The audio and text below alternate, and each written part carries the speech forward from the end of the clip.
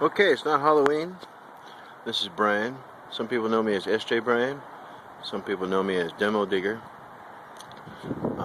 But I am Brian, and today we're going to look at some of the finds that I have made over the last 26 years. That could take a long time, so maybe we'll do this over a series of videos. This is my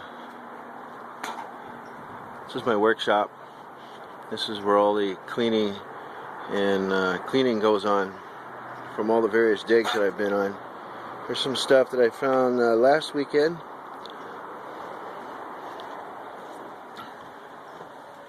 Here's the shop. It is it's kind of a mess right now. It always seems to be like it's always in a mess. Here's some of the stuff that's in cleaning. Hydrogen peroxide. Here's part of my electrolysis deal. Here's a bag of pottery that I still have to process. I still need to try and clean it up and piece it back together. There's a lot of various things that I've dug up and found over the years. Insulators, bottles. There's some more bottles. I found all those bottles in one night at a Chinese dump from the 1880s. So let's go back outside and go over to the bench, and hopefully we'll be able to see stuff. This phone doesn't have the best clarity as I like it to have.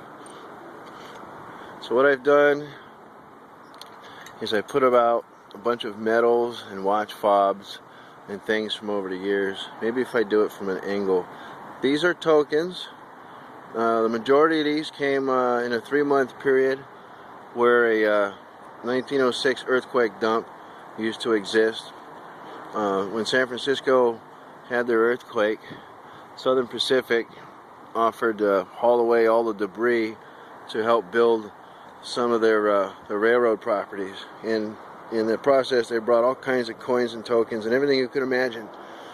Gold coins, silver dollars, and I guess I got lucky. I got about 33 tokens in a 3-month period, which is, I guess, is more than a lot of people get. I have a lot more tokens of this, but these are the ones that were most readily available for me to take a video of. And for those of you that are interested in tokens, if you don't know, if you haven't found a lot of tokens, they're a token for just about everything. They come in in odd shapes. This says I don't know how many points on it, and it's good for a 5-cent drink. This one is actually a rare one, but there goes the wind. The wind doesn't want to cooperate. Let's put an insulator down. That's an insulator. There we go. Let's try that again. So this one's a billiard power one. If you find one that says billiard, you want to hold on to it. Don't give that away. This one's good for $1, which is kind of weird. Most of them are good for 5 cents. This one's good for 50 cents. This one's good for a drink in San Francisco. This one is really cool. This one is, well, you probably can't see it, but it's good for a copy of the Daily Evening Star, a local newspaper back in the old days. I found tokens that were good for milk. I found one that was good for gold rings. I guess it was some kind of jewelry guy. I got one last week that was good for cigars. I have another cigar one in here somewhere. This one is a neat shaped one. It's good for a hotel somewhere. And then as far as some of the other oddities that we found, this one is the coolest one of all. I don't know if you can see the detail or not. It's an Oddfellows medal that they probably would have wore around their neck like the Masons did. It's dated 1849. This is a watch fob that's good for, well, it's good for, it's advertising pants. And watch fobs can be just like tokens. They can advertise just about anything. That was the thing of the day. This is a silver medal from I think World War I. I didn't even know what it was until I brought it into my local coin dealer guy. Watch fobs can be worth a lot of money. This one's from Pan Pacific International Exposition that I found about 3 years ago, dated 1915. It's actually a fairly rare watch fob.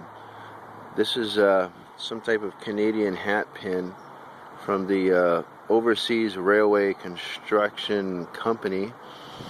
Let's see if you can see that. That's a guy patting a woman on the rear end for some club in Los Angeles, I think. Here is a mail tag, but sometimes these things can be really cool. You know, if found, returned to sender. Sometimes they'll have a date on it or a person's name. This is for some guy in California. I am in California, so that's why everything seems to be coming from California. Here's another container. What happens is that once you start finding a ton of stuff, where does it go? So I started buying old fish tackle boxes, and I can't see any of it for some reason. Fishing tackle boxes, and this is what I store a lot of my stuff in. Right here, there's this could be another video because this could take forever. I think this is just coins, more coins, tokens, medals, foreign coins, a gigantic Japanese coin. There's just unbelievable. There's some jewelry. People wanted to see jewelry. Stuff that you find in dumps. This is silver and gold, some kind of silver and gold thing from a warrant officer in the military. Here is a I don't know what the cavalry cross cannons. I don't know what that is. A big gigantic gold bracelet. Silver things. People want to know what kind of silver you find in dumps. There's some silver. Sash buckles. Silver thimbles. These are ebony ebony domino pieces. Domino pieces made out of ebony that I found in an old Chinese camp.